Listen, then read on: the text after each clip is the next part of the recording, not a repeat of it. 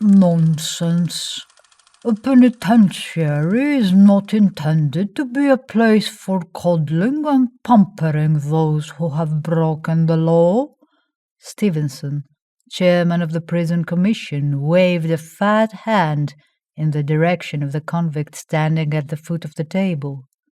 This man, he went on, has learned in some way that the newspapers are gunning for the warden, and he is seizing the opportunity to make a play for sympathy in his own behalf.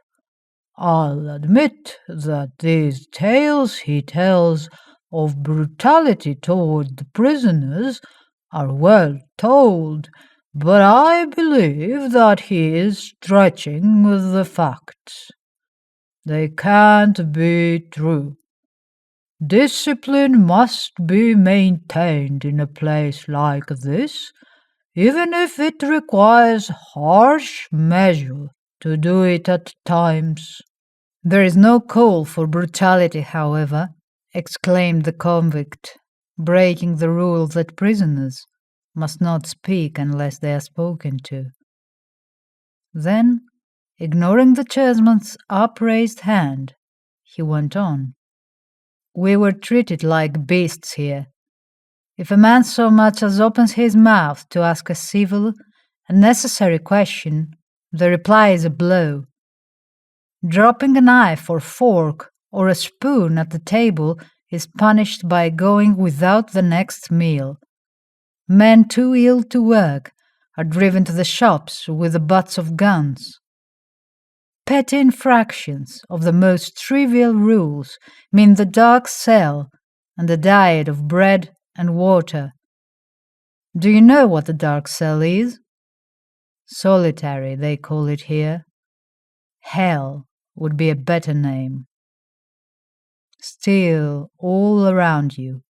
Steel walls, steel door, steel ceiling, steel floor, not a cot to lie upon, not even a stool to sit upon.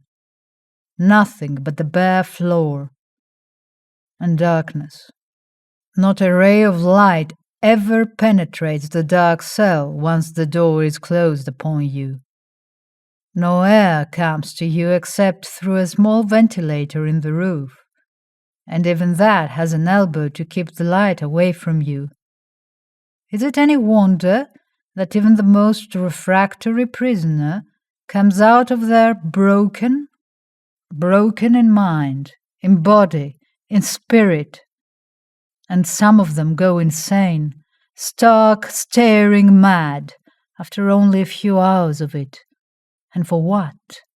I spent 2 days in solitary because I collapsed from weakness at my bench in the shoe factory. See this scar? He pointed to a livid mark over one eye. A guard did that with the barrel of his rifle because I was unable to get up and go back to work when he told me. He knocked me senseless, and when I came to, I was in solitary. Insubordination, they called it. 2 days they kept me in there, when I ought to have been in hospital. 2 days of hell and torture because I was ill. People prate of reforming men in prison. It's the other way round. It makes confirmed criminals of them, if they don't go mad first. The chairman wriggled in his seat and cleared his throat impatiently. We have listened to you for quite a while, my man, he said pompously. But I, for one, have enough. A dozen or more prisoners have testified here today, and none of them has made any statement to back up the charges you have made. And why? Demanded the prisoner. Because they are afraid to tell the truth. They know that they would be beaten and starved and deprived of their good time, on one excuse or another, if they even hinted at what they know. You wouldn't believe them anyhow. You don't believe me. Yet I probably shall suffer for what I have said here. But that doesn't matter. They can't take any good time away from me. I am in for life." His voice grew bitter. "And that is one reason I have gone into this thing in detail. For my sake and the sake of others who cannot look forward to ever leaving this place. The law has decreed that we shall live and die here, but the law said nothing about torturing us." "This board guaranteed its protection to all who were to called upon to testify here," answered the chairman. "It has no desire to whitewash any person in connection with the investigation which is being made, and in order that there might be no reflection upon the manner in which this hearing is conducted, neither the warden, his deputies, nor guards have been permitted to attend. Unless you have tangible evidence to offer us and can give the names of those who can back up your charges, you may go." "Just a minute." It was the board member nearest the prisoner who interrupted. Then to the convict, "You said, I believe, that only a few hours in the dark cell often will drive a man insane. Yet you spent 2 days there. You're not insane, are you?" "No, sir." The convict spoke respectfully.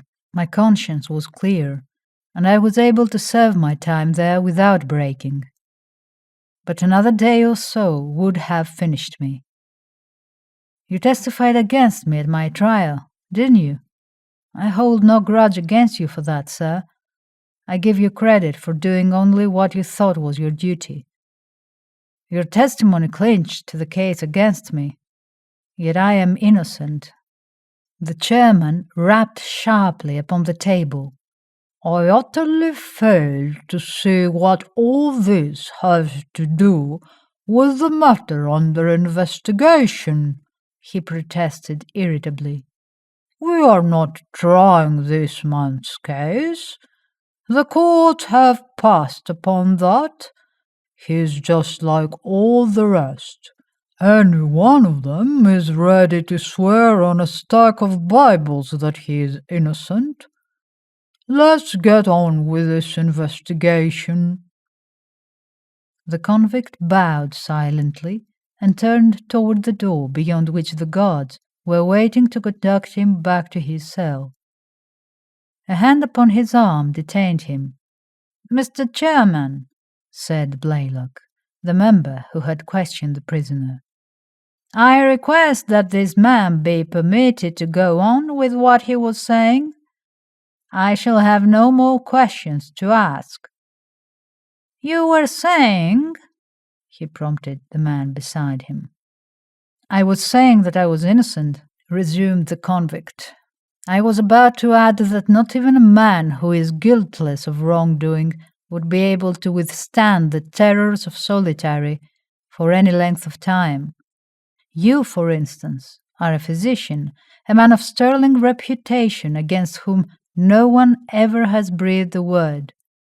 Yet I doubt that you could endure several hours in the dark cell. If you would only try it, you would know for yourself that I have spoken the truth. Gentlemen, I beg of you to do all in your power to abolish the dark cell. Men can stand so much without cracking, and if you will dig into the facts, you will find that 9 times out of 10 it is men broken in solitary who are responsible for the outbreaks in prison. That is all." He bowed respectfully and was gone. "Clever talker, that fellow," commented the secretary of the commission, breaking the silence. "He almost had me believing him. Who is he, Blaylock? You had him summoned, I believe?" The physician nodded. "I confess it was as much from personal interest in the man as from any hope that he might give valuable evidence here," he said. "He surprised me with his outburst. He is a clever talker. Ellis is his name, Martin Ellis, and he comes of a splendid and well-to-do family, university graduate, and quite capable of having carved out a wonderful career. But he was idolized at home and given more money than was good for him. It made him an idler, and the young never do well. But whatever he did openly, and I never heard of anything seriously wrong until he was convicted of the crime which brought him here. Murder, I suppose? Stevenson, the chairman, was interested in spite of himself. He spoke of being in for life. Yes, killing a girl. Agnes Keller was her name. Poor, but well thought of. Church worker, member of the choir, and so on. It was brought out at the trial. In fact, Ellis told it himself, that he was infatuated with her, and they were together a great deal. Not openly, of course, because old man Ellis, his father, would have poured up the earth. The affair ended like all these clandestine affairs, especially if the girl is young and pretty and poor. It was the theory of the prosecution that when she discovered her condition, she became frantic and demanded that Ellis marry her, the alternative being that she would go to his father with the story. It was charged that he killed her to avoid making a choice.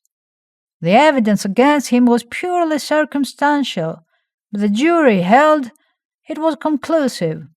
Ellis admitted on the stand that they often went riding in his motor car at night. One damning fact against him was that he was seen driving alone and rapidly along the country lane near where her body was found. He had nothing to back up his claim that he felt ill and went for a drive in an effort to relieve a sick headache. Of course, he denied absolutely that he was responsible for her condition or that he even knew of it, but the jury was out less than an hour. The only hitch, I learned later, was whether to affix the death penalty or not. He said you were a witness against him. What part did you play? Asked Stevenson. An unwilling one, answered Blaylock quickly. I did not believe that Ellis was guilty then. I am not convinced of it now. But as a girl's physician, and presumably one of those to whom she would go in her trouble, I was questioned as soon as the coroner had held an autopsy. I admitted that she had confided in me, and that I had agreed that the man responsible should marry her. She did not tell me his name, but my evidence added weight to the theory that Ellis killed her to avoid marrying her. The door to the room swung open, and the warden stood on the threshold. May I come in? He asked. Dinner is almost ready, and I thought I had better give you warning. He crossed to an empty chair and sat down. We concluded the taking of evidence quite a little while ago, said the chairman. Since then, Dr. Blaylock has been entertaining us with the story of the crime of that fellow Martin Ellis, who was one of the witnesses. Quite unusual. Yes, the sheriff who brought him here told me all about it, answered the warden. He's hard to handle, had trouble with one of the guards a while back, and we had to discipline him. 2 days in the solitary cell on bread and water, wasn't it? Asked Blaylock. He didn't have any good word for it. The warden flushed. Few of those who taste of it do, he admitted. Too much a matter of being left alone with your thoughts and your conscience. They'll punish you as much as anything can do. Well, suppose you take an adjournment and come on to dinner. Will you want to make the regular inspection tour of the prison? Oh, sure, yawned the chairman. Undoubtedly everything is all right as usual, but if we omitted it, the newspapers would have something to howl about. He rose and, with the rest of the commission trailing them, followed the warden to the dining room. "Well, let's make the inspection and have it over with," Stevenson suggested when the meal was finished. "Where do we go first, warden?" "Through the shops and smaller buildings first, then the cells. That way you'll end up closest to the administration building, and you can go back into conference with the least delay." Uniformed guards stood smartly at attention as the warden piloted the commission through. Trustees ingratiatingly hovered about the party, eager to be of service. Great steel barred doors swung open at the approach of the commission and clanged noisily behind it. The afternoon sunlight, slanting through the bars, relieved the soberness of the cell blocks and revealed them in their spick and spanness, made ready for the occasion. "Well, everything seems to be okay," said the chairman, as the party again drew near to the offices. "Anyone else got any suggestions?" "Yes, I'd like to see the dark cell," answered the secretary. "I don't recall ever visiting it, and that fellow Ellis interests me. He said it was a pocket edition of Hades. Where is it, warden?" The ward assumed a jocular air. "You'll be disappointed," he warned. "It's down in the basement where prisoners who want to do so can yell and scream at their heart's content without disturbing anyone. A trifle dark, of course, but if to some it is hell, it is because they choose to make it so. If you really want to see it, come ahead. It's not occupied, however." He did not mention that he had seen to that. With all this uproar about the management of the prison, it wasn't safe to take chances. The commission, he had foreseen, might decide to make a real investigation, and you never could tell in just what condition a man would be after several hours in solitary. "There you are, gentlemen," he said with a flourish of the hand when a trustee had switched on the lights in the basement. "Not one dark cell, but half a dozen." He stood back as the members of the commission crowded forward and peered into the dark recesses. Over each doorway, a single electric bulb shone weakly, far too weakly for the rays to penetrate into the corners. The solid bolt-studded doors stood open, formidable and forbidding. "Any of you want to try it?" asked the warden from the background. "Sure, let Blaylock take a whirl at one of them," suggested the secretary. "His conscience ought to be clear enough not to trouble him. Go on, doctor, try it and let us know how it feels. I'll do it myself, but I don't dare risk my conscience." Blaylock, standing just inside the doorway of one of the cells, turned and for a moment surveyed them in silence. "Your suggestion, of course, was made in jest," he said. "But," a sudden ring came into his voice, "I'm going to take you up on it." "No?" as a chorus of exclamations came from the others. "My mind is quite made up. Warden, I want this as realistic as possible. You will please provide me with a suit of the regulation convict clothing." "Well, of all the blamed fools!" ejaculated the chairman. Then he gave his shoulders a shrug. "Go on and get a zebra suit, warden. I only hope this doesn't get into the papers." A trustee was dispatched for the striped suit. When it had been brought, Blaylock already had removed his outer garments, amid the banter of the others. He did not deign to answer them until he had buttoned about him the prison jacket and jammed upon his head the little striped cap. "I guess I'm ready," he said then. You gentlemen have seen fit to ridicule the experiment I am about to make. But I say to you that I am doing this in all seriousness. I do not believe that solitary is as bad as Ellis pictured it to us. I am going to find out. Warden, you will please see that conditions here are made exactly like those which surround a prisoner in this place. He whirled upon his heel and strode into a cell. How long do you want to be left in there? Asked the warden. 15 minutes or so. Ellis declared his belief that I could not stand it for an hour or two, came the reply from the depths of the cell. Suppose that we make it 2 hours. At the end of that time you may return and release me, but not a minute before. Very well, number 9982, replied the warden. You now are alone with your conscience. The heavy door clanged shut, and a faint click told Blaylock that the light above the door had been snapped off. Then the sound of footsteps growing fainter and fainter, the clang of the door leading to the basement. Then silence. Blaylock was alone.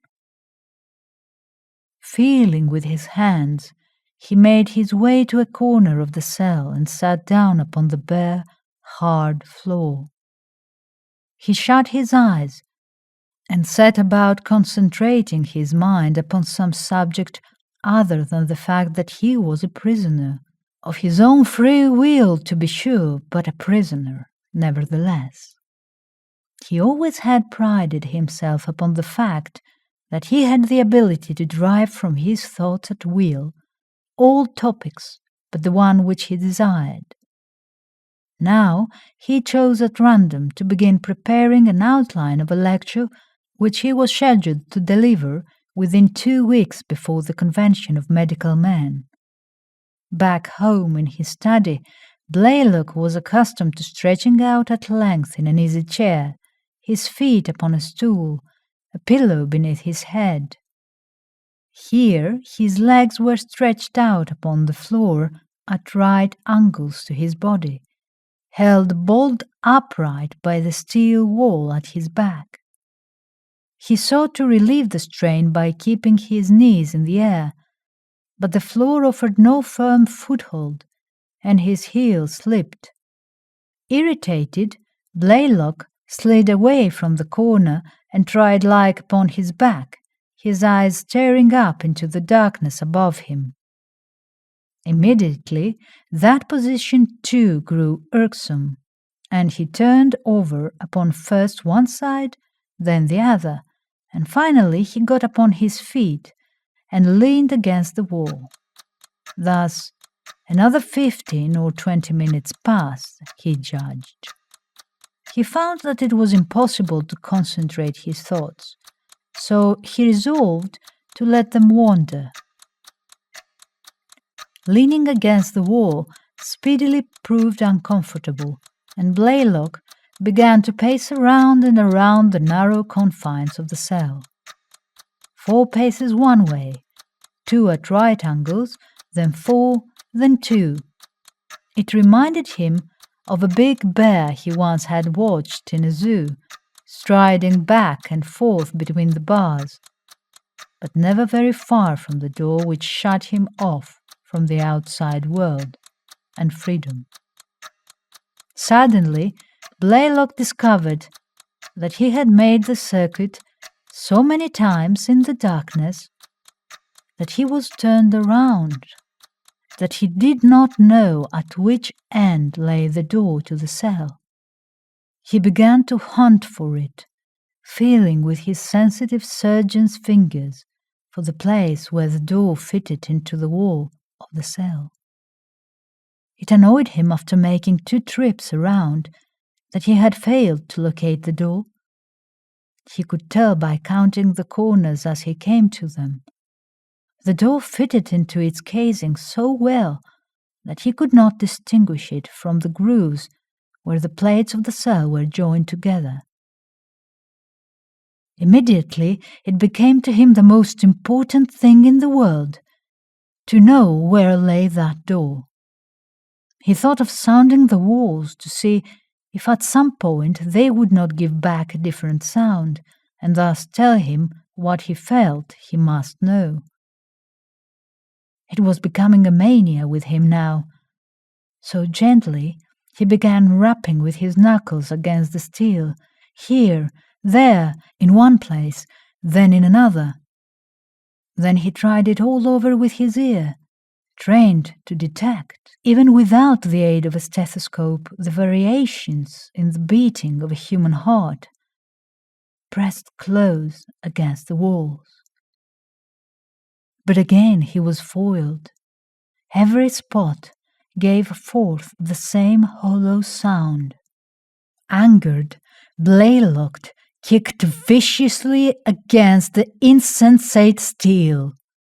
Shooting pains in his maltreated toes rewarded him, and with a growl of anguish, he dropped to the floor to nurse the injured members. Then he became aware that his hands were stickily saturated, and he knew when he discovered that his knuckles were skinned and raw, that it was his own blood. Desperately, he fought to regain his self-control in an effort to force himself to be bland and unruffled when the warden should come to release him, as Blaylock felt sure would be the case in only a few minutes at most. He caught himself listening intently for the footsteps of the warden, of some trusty or guard sent to release him. He strained his ears to catch the faraway clang which would indicate that someone was coming into the basement. But only the hissing sound of his own breath broke the tense silence. Funny, he thought, how very still things could be. It required no very big stretch of the imagination to picture himself as really a recalcitrant prisoner, slapped in solitary to ponder upon his misdeeds. Going further, he recalled the story which had read long ago. A man who found himself to be the only living human being, the others having been wiped out in the flicker of an eyelash by some mysterious force. Why didn't the warden come on and let him out of here? Surely the 2 hours were up, and he was getting tired of it. It would never do, however, to be caught in this frame of mind when he was released. He must emerge smiling and ready to give the lie to that clever talker, Ellis. Once more he got up and began his circuit of the walls. He felt that he was master of himself again, and it would do no harm to try to solve the puzzle of the door that would not be found. Perhaps the warden had been delayed by some unexpected happening. Oh well, a few minutes longer wouldn't make any difference. Suppose that he were in Ellis's place, in for life. He didn't want to think of Ellis, but somehow the face of the lifter kept obtruding itself, his face and his words. What was it that Ellis had said? You, for instance, are a physician, a man of sterling reputation, against whom no one ever breathed a word. Yet I doubt if you could endure several hours in the dark cell. And the warden had added that in the dark cell a man was alone with his conscience. Damn that warden! Where was he, anyhow? Blaylock began to dislike him. Perhaps there was something in those stories of brutality which the newspapers had printed after all. Dislike for the warden began to give way to hate. Blaylock wondered if the warden and that fat, pompous little Stevenson, chairman of the commission, hadn't got their heads together and decided it would be a good joke to let him stay in there a great deal longer than he had ordered. He would show them, once he got out, that he didn't relish that kind of a joke, that he wasn't a man to be trifled with. Thus another hour passed, as he reckoned it, and his anger and passion got the best of him. He kicked the walls and hammered upon them with his clenched fists, insensible to the fact that he was injuring himself. Then came fear.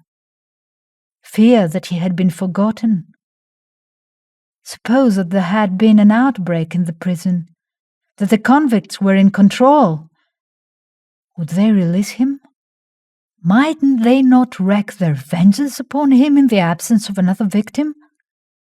He began to call, moderately at first and pausing often to listen for some response, then louder and louder until he was screaming without cessation.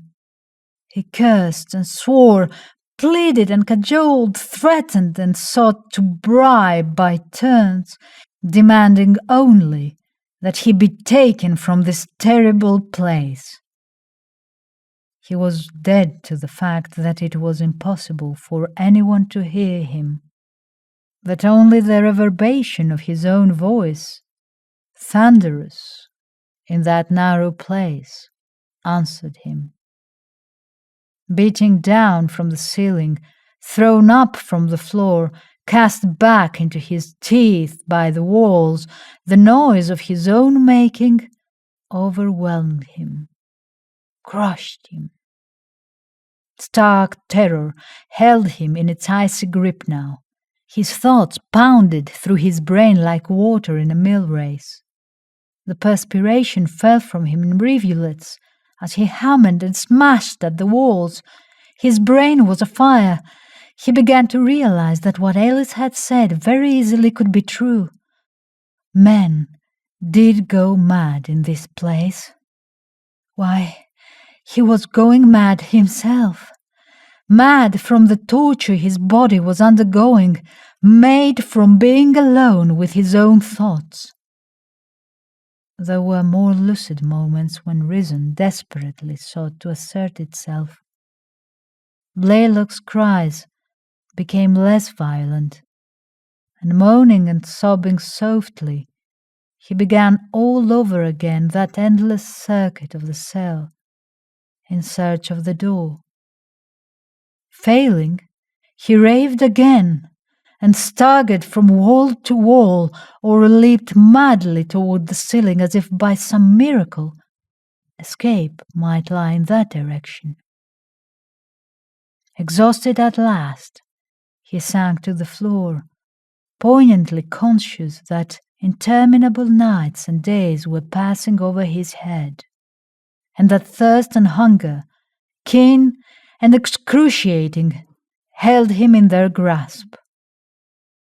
At intervals, strength would come back to him, strength backed by indomitable willpower that sent him lunging to his feet to renew his battering at the walls, his frenzied shouts and screeches in just one more effort to make himself heard. His knuckles were broken and bleeding, his lips cracked and swollen. His voice came out shrilly from his dry, rocked throat. His body and legs were succumbing to a great weariness that would not be denied. Came the time at last when his own voice no longer dinned into his ears, when his legs refused to obey the will that commanded them to hoist him upon his feet, when he no longer could lift his hands. His spirit was broken at last, and he gave up the struggle and sank back upon the floor. And all around him the darkness shut down, the darkness and the silence. Then the door was thrown open, and framed in silhouette against the light beyond stood the warden. "Good enough, doctor," he called out cheerily. "Your 2 hours are up. Why don't you answer me? Dr. Blaylock, what's wrong, man?" He peered into the cell in a vain endeavor to force his eyes to penetrate the darkness. Failing, he fumbled in his clothes for a match, and with hands that shook, scratched it against the door. Then his face went white as sheet. He staggered where he stood, and the match burned down to the flesh of his hands and scorched it. For in the far corner he had perceived, flat upon its back, a haggard, blood-stained, white-haired thing that winked and blinked at him with vacant eyes, and muttered and gibbered incoherently. Reason came back to Blaylock one day many weeks later. He opened his eyes with the light of understanding in them, and they told him from his surrounding that he was in a hospital. Outside, the sun was shining brightly, and in a little park just beyond, birds were singing, and the breeze brought him the sound of children at play. "Awake at last, are you?" asked the white-capped nurse who came into the room just then. "Yes," said Blaylock in a rasping whisper. He did not know it then, but the calm, soothing voice he once had boasted was his best asset in a sick room was gone forever. The terrific strain to which he had put his vocal cords in his paroxysm in the dark cell had shattered them. "You are doing splendidly," the nurse assured him brightly. "You have been seriously ill, but you are recovering rapidly now." "No," said Blaylock positively, as one who knows. "I shall never get well. Give me a mirror, please." "I don't believe there is one handy," she evaded, loath to let him see the havoc in his face. But he insisted. "Please," he begged. "I am prepared, and I do not think I will be overcome. I will be brave." Reluctantly then, she started to place the silvered glass in his hand. As he reached out to take it, he stopped, his hand halfway. The hand he was accustomed to see, with its tapering fingers and well-kept nails, the hand that so deftly had performed delicate operations, was gone. Instead, was a slim, claw-like thing with distorted knuckles and joints. Blaylock finally extended it, took the mirror, and slowly but steadily brought it into line with his eyes. He had expected some changes, but not the side that greeted him. The black, wavy hair had given place to locks of snowy white. His face was drawn and wrinkled, and lackluster eyes stared back at him from cavernous sockets. Long he gazed at this apparition. Then silently he let the mirror fall upon the cover and closed his eyes. "Don't take it so hard, Doctor," begged the nurse. "You have been through a harrowing experience, and your face shows it now, but in a short time—" The lie did not come easily, and her tongue faltered.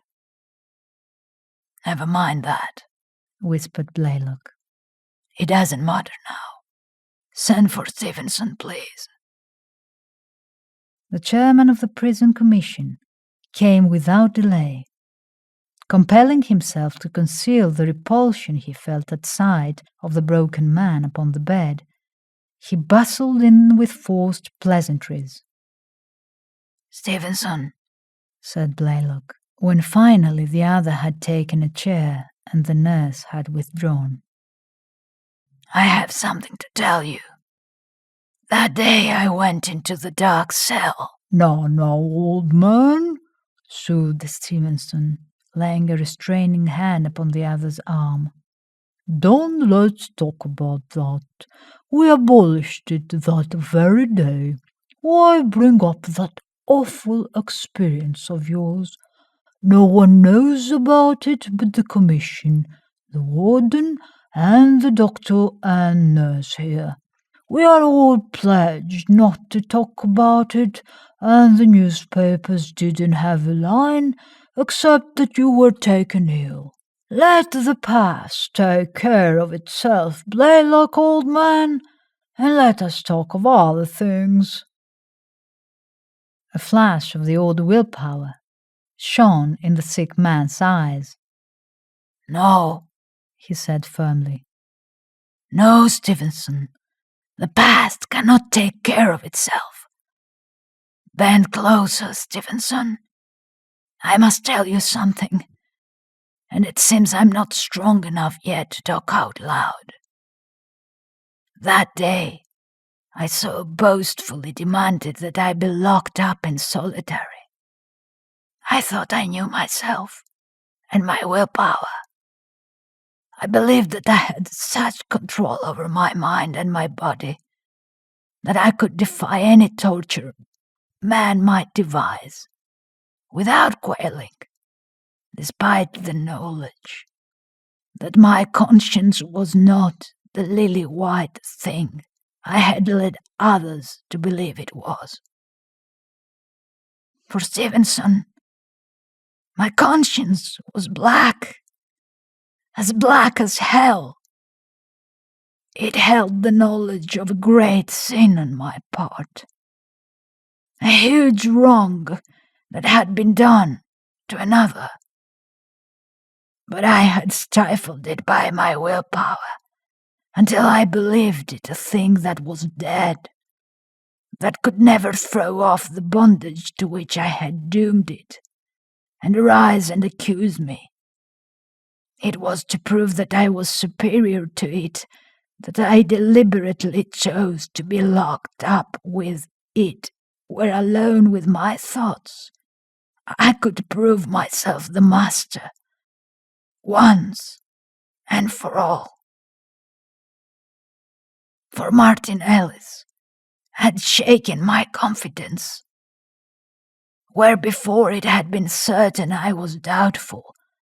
I wanted to prove him a liar, and at the same time satisfy myself that I was a free man, and not the galley slave of that thing which we call a guilty conscience. In that cell, that conscience, which I believed I had killed, rose up to show me it had been but sleeping. Under other conditions it might have slept on indefinitely.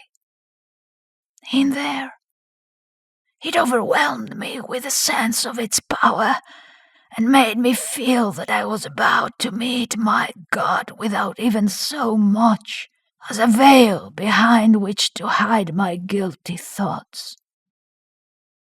No matter which way I turned, I saw an accusing finger pointing at me out of the darkness, and the solitude was shattered by a voice which cried out that those who sin must pay and pay until the slate is wiped clean.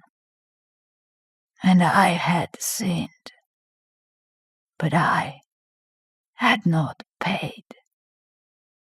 Conscience is a terrible thing once it is roused, Stevenson. It is living, vibrant, and it lashes and scourges until it has exacted its toll. That was what it did to me there in the darkness alone. And at its mercy, and with no chance to escape. And in my agony and fear, I cursed the God who had created me and saddled me with this thing.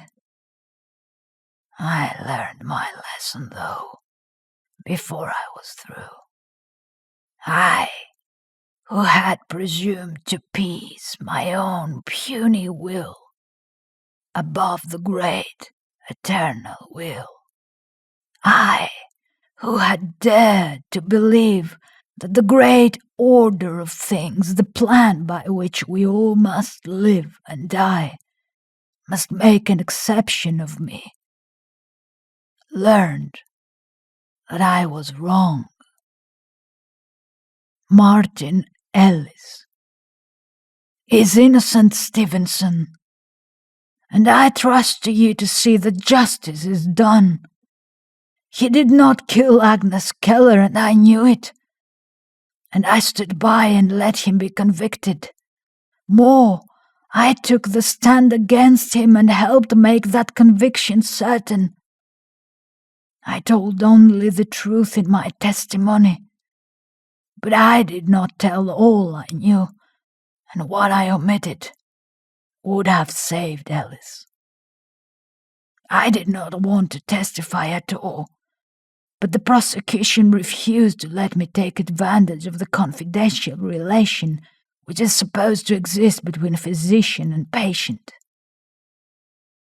The state was right in its theory that the man who strangled Agnes Keller did so because he was responsible for her condition and did not wish to marry her. She came to me in my study on the night she met her death and told me she had discovered she was about to become a mother. She refused to take any steps I suggested, and she said that her child, when it was born, must have the legal right to bear the name of its father. And that very night, she was lured into an automobile with the promise that the man who was to blame would take her to a nearby town and make her his wife.